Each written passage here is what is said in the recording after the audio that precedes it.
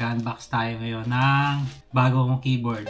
Bakit ako nag-click ng keyboard? Masyado nang luma yung keyboard ko kasi. Tapos unlimited enter.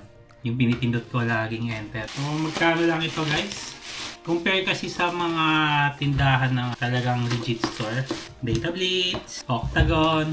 Syempre, oo, medyo pricey talaga sa ganung store. So ito siya. And by the way, sponsor lang to. Tingnan na natin. Open ko na guys. Ito na. Oh! Okay, papakita ko sa inyo guys. Tanggalin ko muna itong isang keyboard. Ito yung luma ko kasi. So, what's in the box?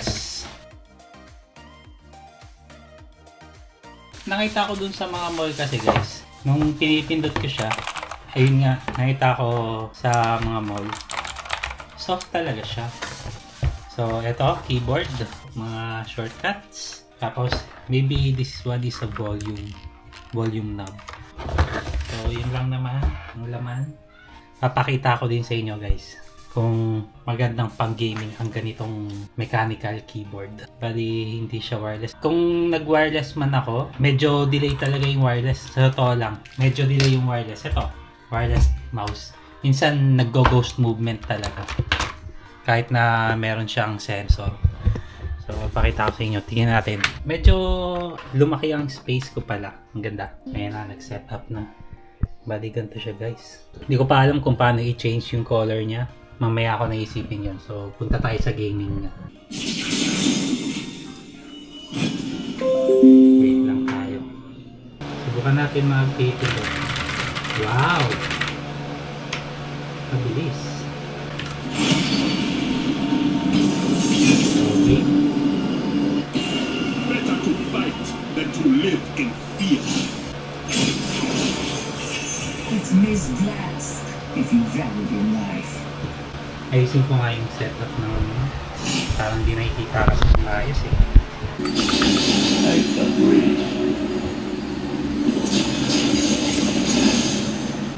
In fairness, nakakapanibago guys. To the howling abyss.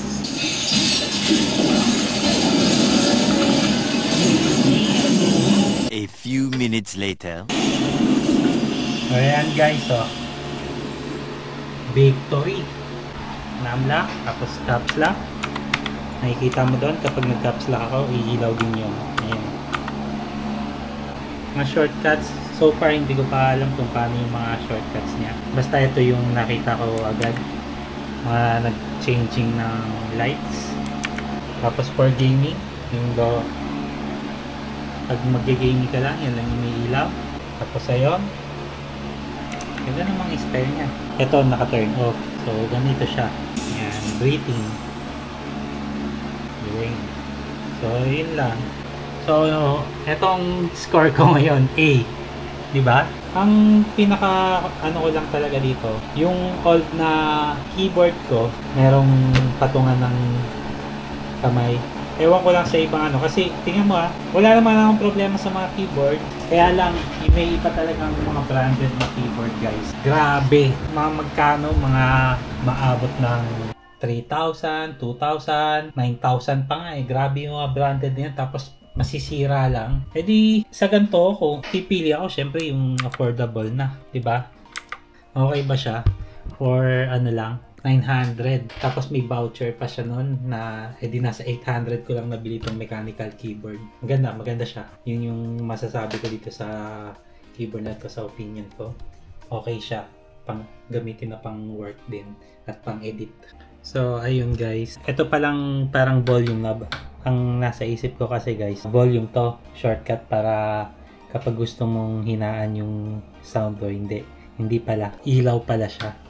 Pag gusto mong yan, ayan o. Hina. No? Tapos, pag pinindot mo siya, magbabago yung ano. Pwedeng breathing. Pwedeng ito. Yan. Naka-off yan. Tapos yan. Ganyan siya. Yan yung mga napansin ko. Ang ganda. Yung ilaw niya, ganyan na siya. Fix yung ilaw niya na nakalagay dyan. Ang problema ko lang is yung nandito. Gagamit pa ako nito para makapagganyan ako pag sa gaming. Yung dati ko kasi may nakalagay dito kaya hindi masakit sa kamay. So, yun lang guys. worth 800 lang nakuha. Kung interested kayo sa ganitong keyboard na mura, pwede nyo ako i-PM para ibigay ko sa inyo yung link. So, yun lang guys. Sige, thank you.